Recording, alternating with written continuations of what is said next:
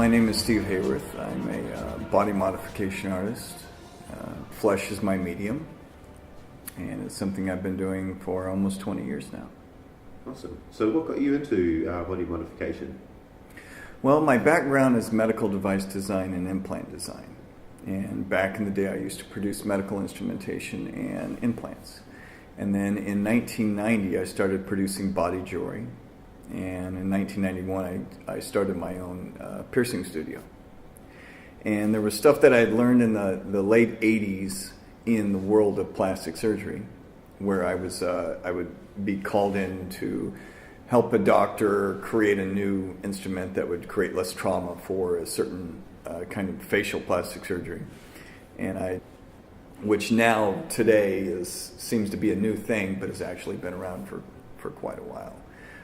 The new stuff that's experimental now, and I've jumped around because there was a failure with the attachment of magnets and whatnot, which I'll explain if you want me to.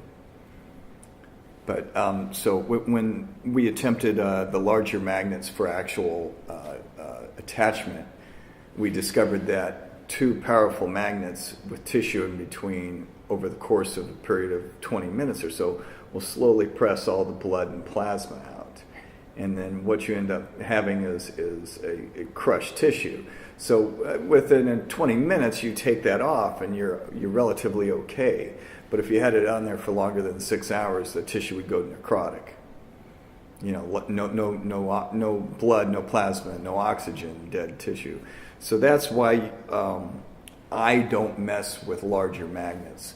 Now there's other people out there now who are encapsulating huge magnets and putting them into people without the concept of the research, and it's kind of like artists are very finicky, and so it's like if I go to them and I'm like, I tried that a long time ago and this didn't work, they're kind of like, oh well, who are you? I don't believe you tried this. So, they're going to have somebody go necrotic to learn their lesson. I've done my best to educate people. I educate, I talk about this on my website and so on and so forth. But to get back to your original question of what's new and what's or experimental is, I am not the microelectronics guy. But the microelectronics guy, I'm the guy that they come to take their ideas, make them streamlined, and then encapsulate them in silicone so that it can be implanted. And there's 3 different groups of transhumanists or grinders, however they choose to label themselves, that I'm working with currently, with 3 different kind of unique electronic device implants. And there was discussions of this kind of stuff in 1996, but the problem then was the technology was moving so fast that anything that you would create back then, which would have been big and bulky, in 6 months would have been outdated. Where now, even though the technology might be outdated in 6 months, it's now small enough and advanced enough that even if it's outdated in 6 months, that's still going to be useful to you for the next 5 years, which makes it much more plausible as a implantable body modification. Excellent. Where do you see transhumanism going in the next 20 years? Well, again, there's this aspect of transhumanism and body modification. There's a reason why I've been able to do what I do for the last 20 years, and that's because the American Medical Association says that modifying the body away from what society considers normal or pleasing, because to society boobs out to here can be pleasing, modifying society away from, modifying society away from what is normal or pleasing is unethical. So for a doctor to do what I do, he'd lose his license. So I don't modify the body towards what society considers normal or pleasing. And that's kind of like my protection there. I've had people who've stretched their ears out very large, and then they decide, well, I want to, close it back up and make it look normal. And they come to me and they say, can you remove my earlobes and make my ears look normal again? At which point I clarify to them, no, that is plastic surgery. That's making you look normal. You need to go see a plastic surgeon. That shocks, people in the body modification field, but I'm like, yeah, no, that's making you look normal. That's not my bag. That's not what I do. And so in the realm of transhumanism, if there are artists and scientists who are willing to work together and create items that obviously modify the body away from what society considers normal, and are able to do it in a way that does not cross-contaminate, sterilization is sterilization. Anybody can lace a sterile pack of whatever on the table and go, that's sterile. And then we're all like, oh, that's sterile, it must be safe, And then they open it up and they got their gloves on and they scratch behind their ear. They come over here and they touch this and then they grab that tool's no longer sterile. That's now contaminated.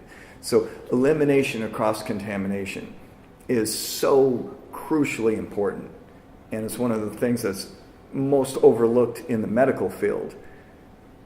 So in the field of body modification and transhumanism, anything that we do, as long as it's done correctly and safely, I personally don't see necessarily limits.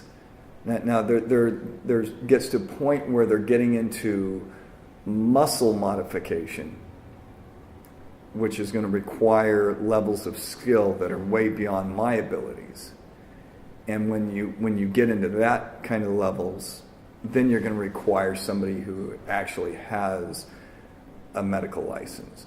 And for them to modify the body away from what society considers normal, they lose their license. So then it becomes, have they pushed the envelope to the point that it's no longer within their ability to do, and they now require a medical professional, and a medical professional can't do it because they would lose their license. So it's where's that ceiling, where's that limit? Does that limit get to the point where a doctor and a group of transhumanists get on a boat and go past the 200-mile limit out in the open ocean, and then perform their modifications and then come back, Or does it get to the point where medical professionals decide to give up their license to actually go into the field of transhumanism to where they don't have to worry about losing their license?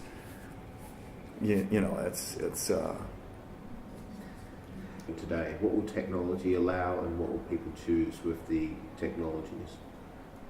Okay. With the level of curiosity that we see in transhumanism and the level of genius that's being brought into it and the level of scientific study, I think that it will make the future of what we see of modifying our bodies for aesthetic, performance, sexual enhancement, mental enhancement. I think that in the future that what we're going to see is truly amazing leaps in knowledge and in advancement of stuff that we wouldn't even think would be possible today. And stuff that people think isn't even possible today is already being worked on at the moment. So, as time goes on, I'm sure there'll be amazing things to see. Excellent.